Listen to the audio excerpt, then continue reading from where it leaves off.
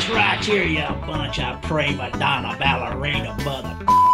Hi, welcome to SBR Videos. I'm Peter Loshak. This is the Oddly Enough show that we do every week with Swingin' Johnson. Today is July 17th, so we're in the All-Star break in baseball, looking ahead to the second half, and we've got the preseason for the NFL coming up soon. I'm not sure what we're going to talk about, but I do know that Swingin' Johnson and I killed it on our World Cup picks in this show over the past few weeks. Swingin' Johnson, thanks for being back with us. Loshak, my brother, the mid-season malaise is almost over, and I am dying to get back in the action. You know, with this annual gambler's holiday during the All-Star break, I just realized that my wife and I have been sharing our home with three short humans, and they're not even paying rent, those bastards! Okay, that's great. Before we get into the topic of the day, though, don't you think we should take just a very, very brief victory lap for our picks from the World Cup? I mean, we nailed some pretty great picks in the finals and the semifinals. Well, Loshak, all props to you, man, because I only ate half of the pie. You got the whole damn thing. I mean, we both picked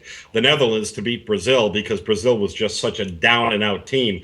I was on the side of Argentina, but you, my friend, you're 1-6 soccer guru. That's right. No, I'm into soccer now. I'm looking forward to it. I'm going to bet the World Cup every, 8 years, whenever it comes up. All right. But we're ready now for baseball, and is that what we're talking about today? Second half? That's what we're doing, baby. Okay, what's the topic, Swingin' Johnson? All right, so we're going to talk about the teams poised to make a big-time run as World Series champs, based, of course, on what we've seen in the first half and the corresponding odds. But before we do, let's talk about how the National League entry will be affected by the performance of Adam Wainwright, who, for all intents and purposes, and based on what he said initially in a post-game press conference, threw a grooved pitch to Derek Jeter to get the retiring Yankees legend to get a hit in his last ever All-Star game. Did you think that it's still okay with Wainwright, or is he a bad guy? No, I don't know. He was a joke. The pitch was a joke. Then his comments were a joke. You know, I look. I get my jokes get misinterpreted all the time, and I use them as an excuse all the time. If I give a bad pick on the forum that loses, I'll say, "Oh, it was just a joke. It was just a joke."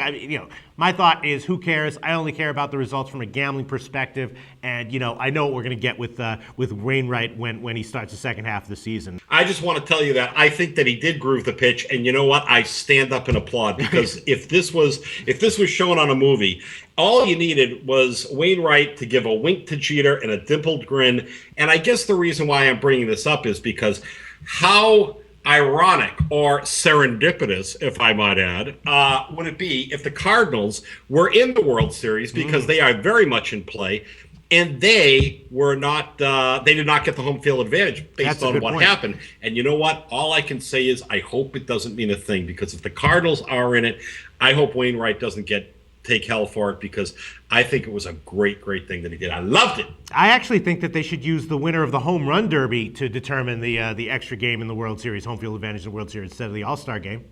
How cool would that be? That would be awesome. I love that. All right, so what's your take on the second half of the baseball season? Do you have any thoughts on which teams you think might explode out and have some good value, or stumble a bit? What do you think, Swingin' Johnson? The Oakland Athletics naturally are the favorites, the odds-on favorites, 5-1. Kind of hard to argue with that. I mean, if you take a look at what Oakland has done, they are just absolutely phenomenal, or they have been phenomenal anyway. I mean, they lead everybody with 59 wins going into the break. And not only that, but if you take a look at what they've done, for instance, pitching-wise, they're the number 2 ranked. They've got the number 2 ranked ERA, 3.09. And then batting, they are number 2 with 466 runs scored, with the LA Angels right in front of them.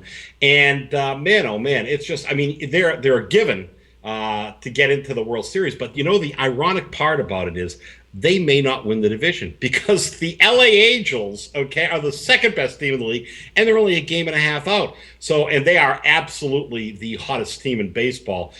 They've won 19 of 23.